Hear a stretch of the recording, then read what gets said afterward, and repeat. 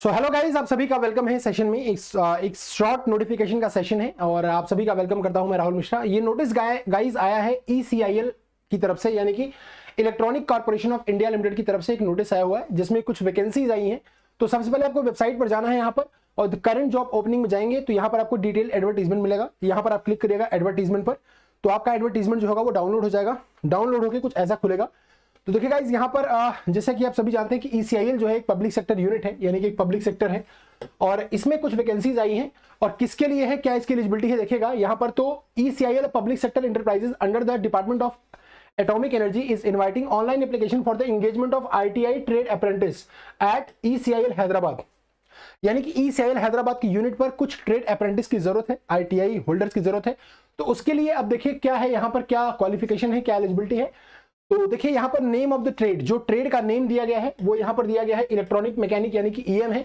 तो इसमें guys total 190 सीटें हैं, जिसमें जनरल की 96, EWS की 10, OBC की 51, SC की 29 और ST की 14 सीट्स हैं। ऐसे ही इलेक्ट्रीशियन कैटेगरी में टोटल 80 सीट्स हैं, फिटर में टोटल 80 सीट्स हैं। और डेफिनेटली आपका क्वालिफिकेशन क्या होगा, तो आपको NCVT से अप्रूव्ड आपका ITI सर्टिफिकेट चाहिए और आपका ITI कंप्लीट होना चाहिए, ये सब होगा। तो आगे देखते हैं इसके बारे में क्या होगा। तो RAC कैटेगरी में अगर आप देखेंगे यहाँ पर टोटल 20 सीटें हैं, टर्नर में टोटल 20 सीटें हैं गाइस, मशीनिस्ट में 15 हैं, फिर मशीनिस्ट जी में आपका 10 है, COPA में 40 है, वेल्डर में आपका 25 है और पेंटर में आपका 4 सीटें हैं। सो टोटल जो वैकेंसीज हैं वो 484 हैं, यानी कि 484 वैकेंसीज हैं, जिसमें टोटल जनरल कैटेगरी में 243 है, EWS में 24 है, 131 है, OBC में 73 है, आपका SC में और 37 है आपका ST में है। ठीक है। तो आपका जो प्रोबेशन पीरियड होगा, यानी कि जो भी आपका ट्रेनिंग का पीरियड होगा 1 साल का, उस टाइम पे आपको ये रहेगा, या आपका स्टाइपेंड जो आपको ऑफर किया जाएगा इस कैटेगरी में, यानी कि यहां तक की कैटेगरी में आपका स्टाइपेंड ये रहेगा और यहां तक की कैटेगरी में आपका स्टाइपेंड पर मंथ का ये रहने वाला है। अच्छा, देख लेते हैं इसमें बेटा क्वालिफिकेशन क्या है, एजुकेशन क्वालिफिकेशन वगैरह क्या क्या है, कौन कौन अप्लाई कर सकता है। तो एज जो है वो एज आपकी मिनिमम 18 ईयर्स होनी चाहिए और मैक्सिमम 25 ईयर्स होना चाहिए, ठीक है ना, जनरल कैंडिडेट के लिए। और बाकी जो OBC है उनके लिए 28 साल, जो SC ST कैंडिडेट है उनके लिए 30 साल की एज लिमिट यहाँ पर तय रखी गई है। उसके बाद और देख लेते हैं। तो अप्रेंटिसशिप का जो पीरियड होगा गाइज वो होगा 1 साल का, 1 ईयर ओनली लिखा है, which will be commence from November 2023, यानी कि नवंबर 2023 से आपका कमेंसमेंट शुरू होगा, कमेंसमेंट होगा अप्रेंटिसशिप का और 1 साल की प्रोबेशन पीरियड के लिए आपको वहां पर रखा जाएगा हैदराबाद यूनिट ऑफ ECIL में। एसेंशियल क्वालिफिकेशन क्या है, तो मैंने आपको जिससे पहले ही बोला कि ITI पास सर्टिफिकेट आपको चाहिए, NCVT certificate in any respective trade, यानी कि जिस भी ट्रेड में आपकी वैकेंसी है उस रिस्पेक्टिव ट्रेड में आपको NCVT अप्रूव्ड ITI सर्टिफिकेट चाहिए, यानी कि कहने का मतलब आपका ITI कंप्लीट होना चाहिए। मेथड ऑफ सिलेक्शन क्या होगा, तो candidate will be selected on the base of ITI marks merit, आपका जो ITI में मार्क है उसके मेरिट पर आपका सिलेक्शन होगा। 70% जो सीट होगी इस पूरे एंगेजमेंट में, इस पूरे पीरियड में जो 70% सीट्स होंगी वो उन बच्चों के लिए रिजर्व होंगी जिन्होंने गवर्नमेंट कॉलेज से ITI किया है। 30% सीट उन बच्चों के लिए मिलेंगी जिन्होंने प्राइवेट कॉलेज से ITI किया है। सो 70% of the seat will be engaged with the government ITI students and 30% of the seat with private ITI students, ठीक है ना। उसके बाद डॉक्यूमेंट्स वेरिफिकेशन होगा, विल बी फ्रॉम 16 अक्टूबर से डॉक्यूमेंट वेरिफिकेशन होगा और 21 अक्टूबर तक चलेगा। And the exact date will be intimated by email to the candidate in due course of time, and candidate are required to attend for document verification within short notice। यानी कि आपका जो document verification होगा वो 16 अक्टूबर से 21 अक्टूबर तक होगा। उसके बाद के जो भी प्रोसेस होंगे आपको मेल के थ्रू बता दिए जाएंगे, तो रेगुलरली आप वेबसाइट वगैरह को चेक करते रहिएगा। उसके बाद वेन्यू कहां पे होगा डॉक्यूमेंट वेरिफिकेशन का बेटा, तो जो डॉक्यूमेंट वेरिफिकेशन का वेन्यू है देखिए वो कहां पे होगा।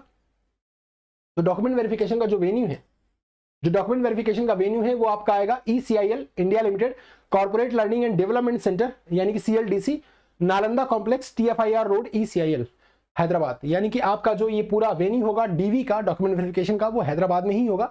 तो आपको हैदराबाद की यूनिट में जाना पड़ेगा क्योंकि वैकेंसी वहीं की है।